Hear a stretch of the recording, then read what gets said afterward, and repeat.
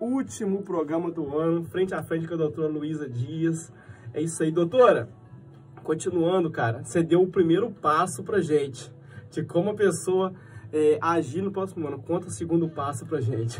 Então, Irlan, o segundo passo é o profissional entender qual aposentadoria vai ser ali adequada para você. A gente sabe que com a reforma da Previdência houveram muitas modificações, né? Hoje em dia a gente tem na aposentadoria por tempo de contribuição 4 regras. Então, dificultou muito para o segurado ele entender qual é a melhor regra que ele pode se aposentar. Então, além disso, existe, né, a aposentadoria por idade, a aposentadoria especial, né, quando a pessoa ela trabalha com agentes nocivos para a saúde, a rural, a híbrida, a aposentadoria da pessoa com deficiência, além da aposentadoria do professor. Então, é analisar o caso desse cliente, né, e entender qual é a melhor regra. E no planejamento previdenciário, a gente vai fazer também a reunião de todos os documentos necessários para estar fazendo um pedido de aposentadoria bem completinho, o que vai facilitar o trabalho desse servidor e vai evitar o cometimento de erros na análise do seu caso. Você já ouviu falar que o INSS ele tem muita fila e demora? Sim.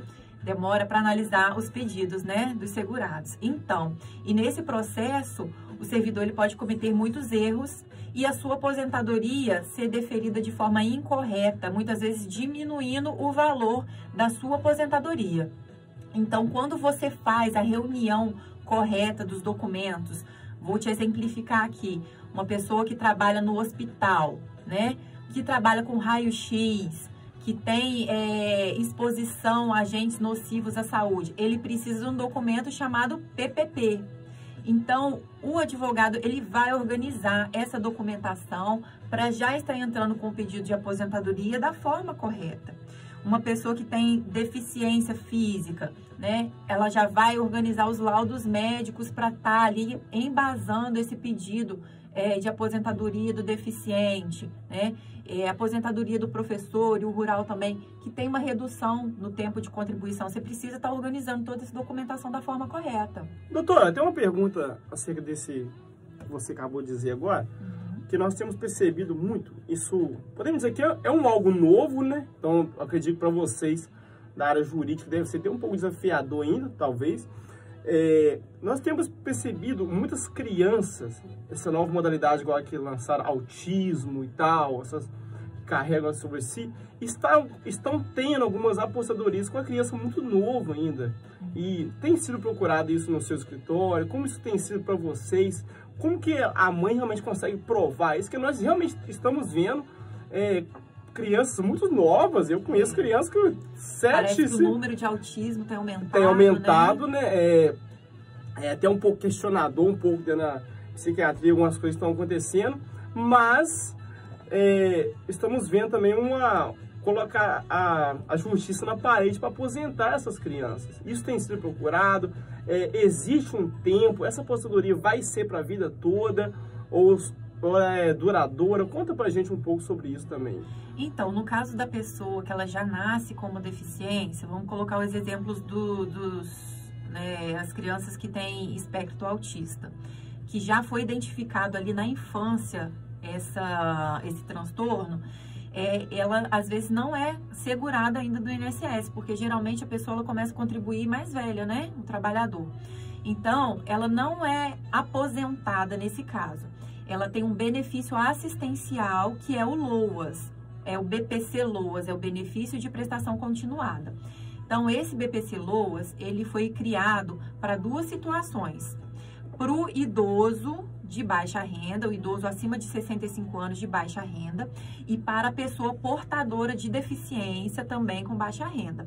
Então, quando a criança ela tem alguma deficiência, né, ela tem o problema do autismo, por exemplo, ela pode requerer esse benefício assistencial. Não é necessariamente uma aposentadoria, mas ela garante esse benefício ali para a vida toda, né? Porque, por exemplo, o autismo, ele tem até o tratamento, né? Mas é uma coisa que não tem cura, né? Então, ela vai carregar esse transtorno a vida toda dela, né?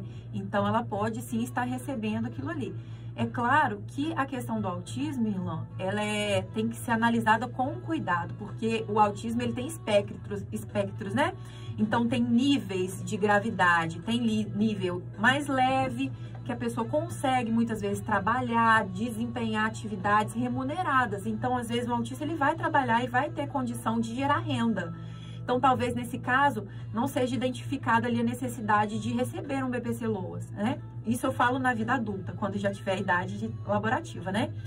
E já tem outros casos de autismo, que é, por exemplo, o nível 3, que realmente é aquele nível muito grave, que às vezes ele não tem condições de trabalhar mesmo pro resto da vida. Então, ele vai ter a percepção desse benefício LOAS.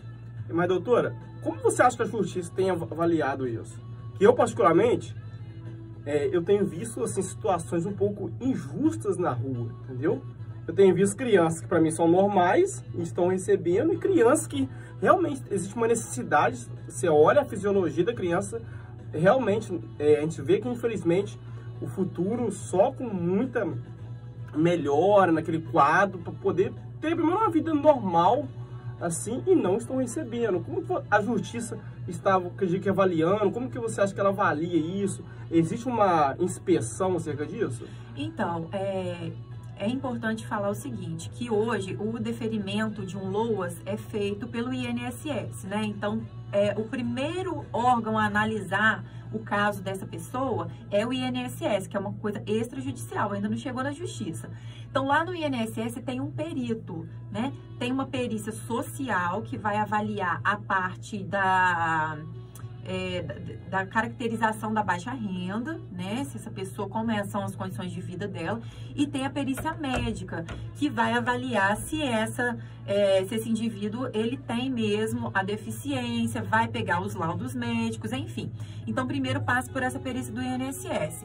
Se por acaso ali no INSS, dependendo dessa análise, foi indeferido, né, ele considerou que não, você não tem incapacidade, você não tem deficiência, então você não tem direito de receber.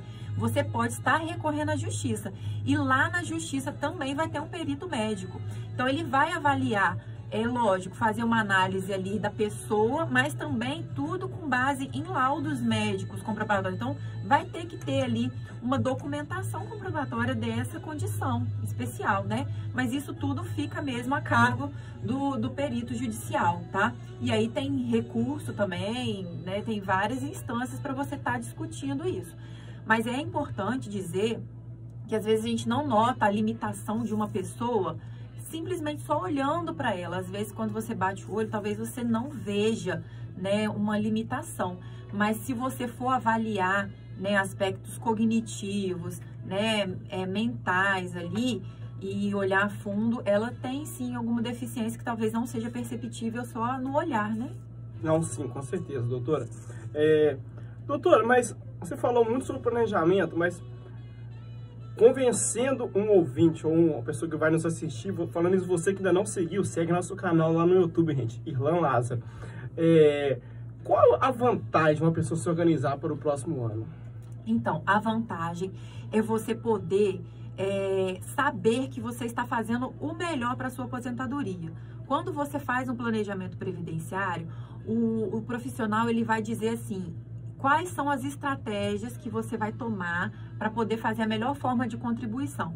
Por exemplo, Irlan, você que é um profissional autônomo, vamos colocar um exemplo, você mesmo faz a sua contribuição para o INSS.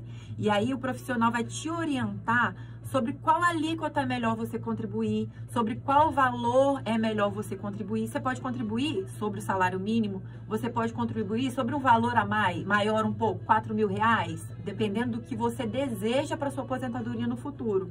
Ou você pode contribuir para o valor máximo, né, que é o teto do INSS.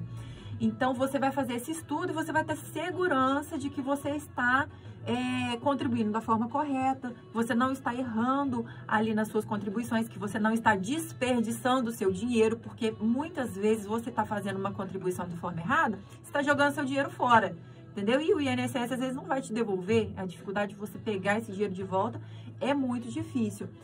E para quem está próximo de se aposentar, que falta pouco tempo, você vai entender em que tempo, né, qual o momento ideal para você aposentar, se é melhor você esperar mais um pouco ou não, porque dependendo dessa análise, você vai saber o momento que você vai ter o maior salário de aposentadoria.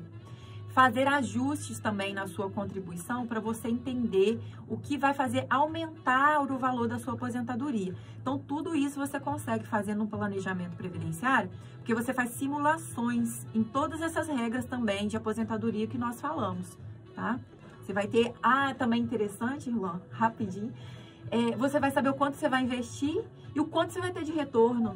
Tem como você descobrir isso fazendo um planejamento previdenciário. Então, são inúmeras as vantagens. Doutor, eu até falei em off aqui com você que existem casos de pessoas que contribuíram muito e na hora H tiveram decepções, né?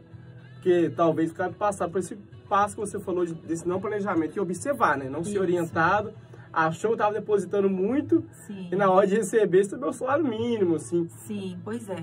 Acontece muito isso e às vezes é questão de regra de aposentadoria também isso pode acontecer. Teve um caso interessante que eu fiz para uma cliente que se a gente fosse fazer o pedido normal, sem testar as regras de aposentadoria, o salário dela ia ficar aproximadamente uns R$ 1.700.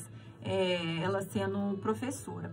E aí a gente conseguiu encaixar ela numa regra de transição, que era a regra de 100%. Ela tinha muitos anos de trabalho e a gente conseguiu encaixar ela numa regra que praticamente dobrou o salário dela, foi para mais de R$ 3.000.